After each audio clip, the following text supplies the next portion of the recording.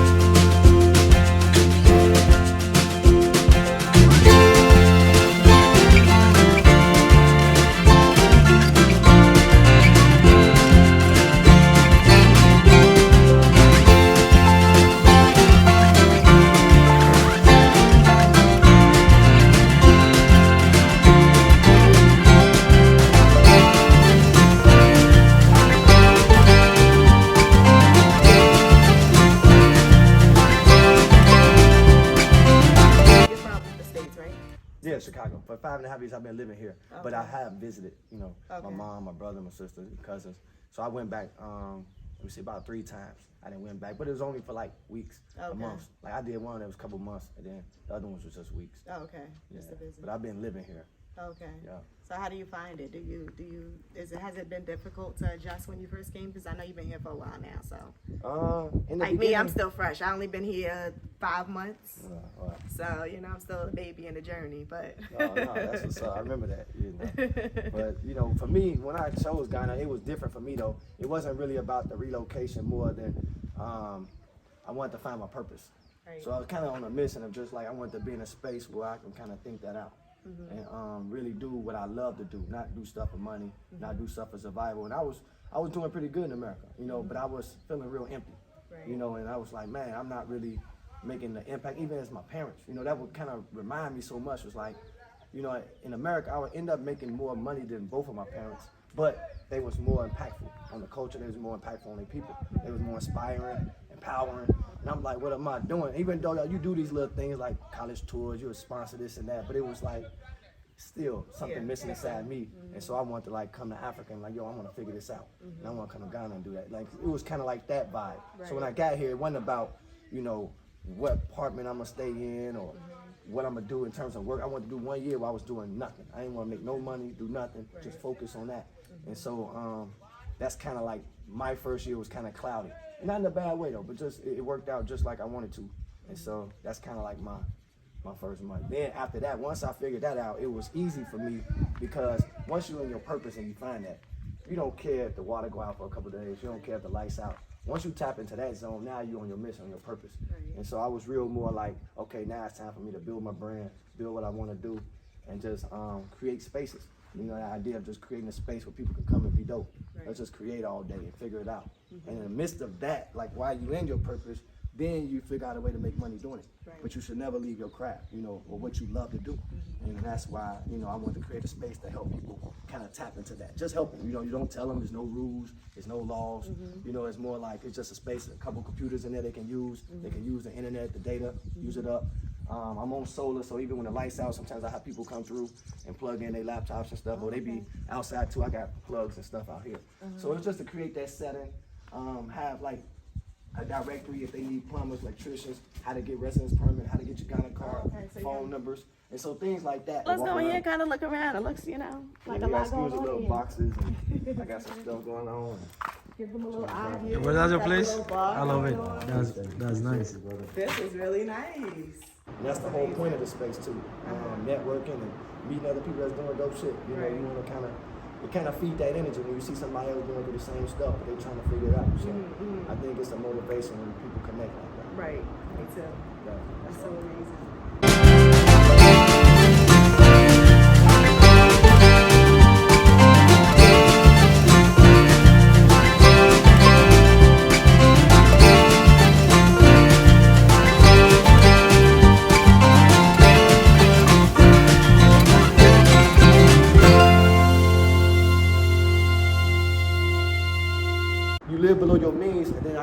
for myself. And once I built this, now I have no mortgage, no rent, no lease, solar panels, no light bill, borehole, no water bill. And it's like, but you build it at kind of being below the means, and you don't mind that. Again, I have to tap into that. You know, before I need an air conditioner, I need this, I need that. Man. You know, when you're in that zone, then though, you don't care about the other stuff. You just want to get the.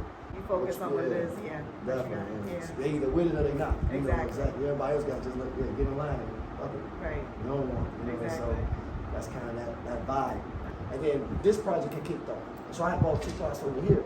So I'm like, well, let me put it over here. We are currently located here in Asebu, which is free land that the government of Ghana is giving away to diaspora who wish to return to Ghana and build a foundation. And Steve is the first person who took advantage of this opportunity and secured his land. And now he's built this massive compound here. Right. And so you was the first person to build over here. Yeah. Wow. And then after me, the guy here started because Across the street. Yeah, because other people had plots. People was kind of buying the plots, but nobody really want to build them. Yeah, and understandable. You know, it was a crazy time. And so, like most of the people had bought over there, so some people, they started building kind of around me, which was cool. I was happy for you. Don't want to really be by yourself. Yeah. So then it was Navigate, and then the guy named Wynn's from Jamaica, Navigate's from Nebraska. Oh, wow. By the way, in Chicago, but he lived in Nebraska, which is like Florida, Nebraska. Yeah, people kind of just started building.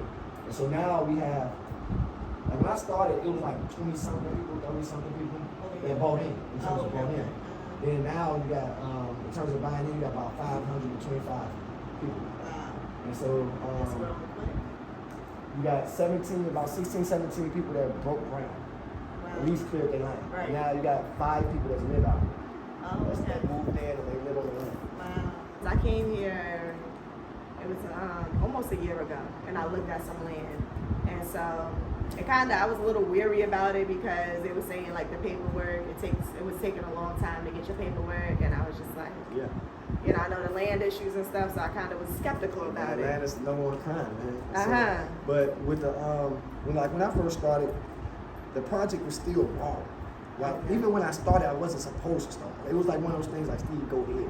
But it wasn't the preparation for like dealing with things, especially again during COVID. So when I started, they gave me an allocation paperwork, but people weren't even going into government buildings yet. You know, it was still that type of energy. And so everything was slow. So even for me, it took me a year to get my indenture. But for a new person, it take them 2 months. And so each time it felt like it was getting better. Like for me, the first people, it took a year. Right. We like, and you know, sometimes it could take 3 years, 5 years in Ghana to get an indenture. But it took a year, and I was, you know, I kind of been here, so I kind of understood like, okay, yeah, it's cool. But for the next group, it was like 8 months. Next group was like 5 months. And so I saw it get better, and now somebody can go pay, man, like 2.5 months, 3 months is done. You know, and so it's much quicker, much better. They have administrative staff now. They didn't have that before. You had actually real board members who run companies. You gotta like catch them. They all did something else. So in the beginning, a lot of trouble was when people were like on the website, it was nobody can call. Because everybody had something else to do. And they were just board members. They didn't have no staff. And we just regular people on the ground. Right. And so we would try to help, you know, the best way we could, but it was no staff. And so that way everything was a bit tricky a bit, but after that, things are much more easier. You know, they relaunched the website, it's back up. They got the staff at the palace with the king right here in the Cebu. So her office is right there in the palace. So things are easier to like get to. You could call her and she can get you a response, an email. So it's I think it's much smoother now than it was. It definitely is. Look what's inside of this cookie jar. You got the pre-roll marijuana. So that's free. Everything is free, really. Trying to kind of just keep people in that, you know. Yo, bro, Charlie, that's a nice place. It's so nice. I love this. So Steve decided to use a portion of his house to turn it into kind of like a comfortable space for people to come and just be able to create, use Wi-Fi, just relax, catch a vibe, and just focus on what their purpose is in life, a place of solitude, a place of just quiet. And I just love the concept that he's bringing here. And he's doing all of this free of charge. So amazing. There is so much opportunity here in Ghana for business, so many different ideas that you can bring and start. And so Steve has decided to create a bensu. So these blue bottles that you see here on the desk are of his line, and he has his own bensu drinks. So if you're ever in Ghana, be sure to pick up a bottle and even bring back a few for your family in the States.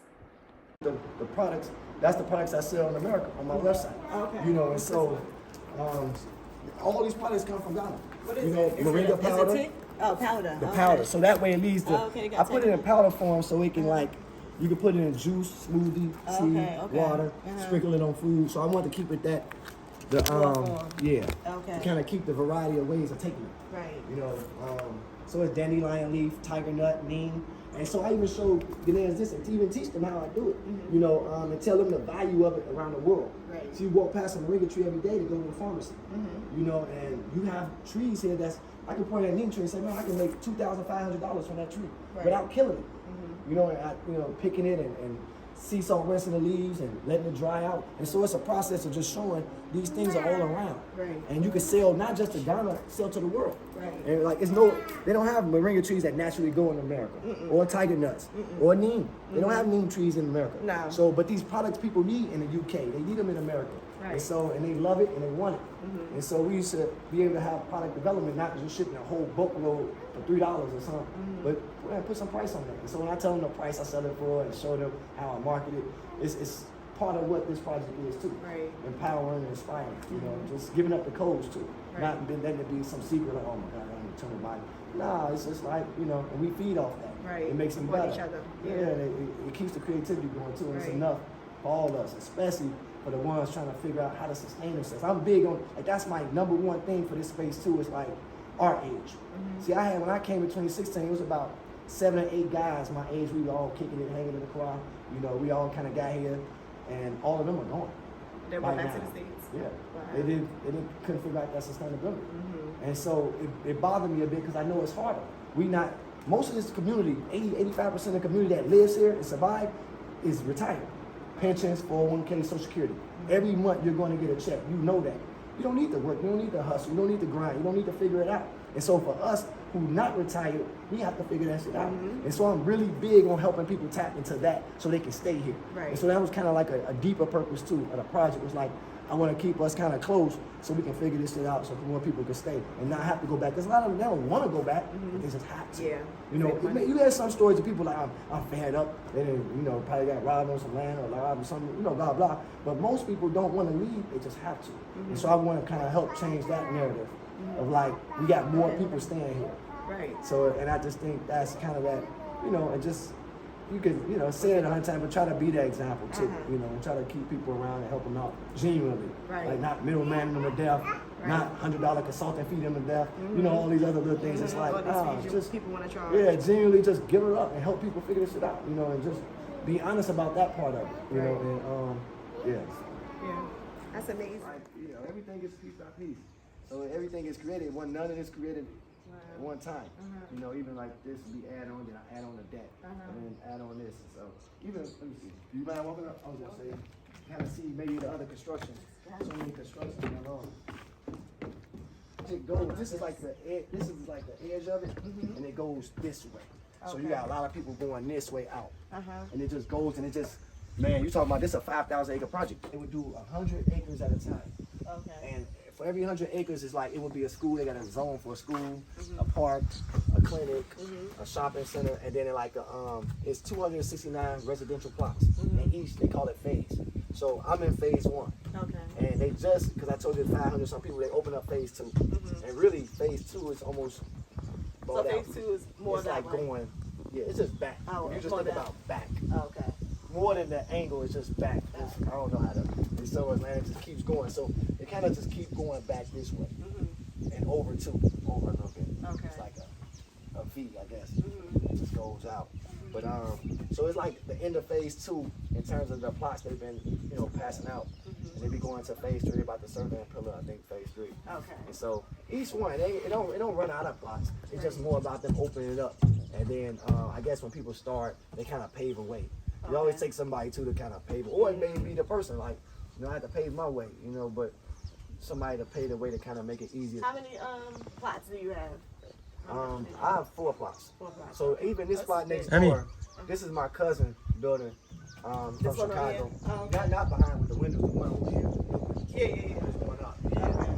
That was actually my plot, man. I was supposed to have, on my blueprint, I had a minute to go. So I wanted like a walkway with 7 holes a minute to go. So that was supposed to be like my thing, but he was ready to build. Where his plot was at was too far back.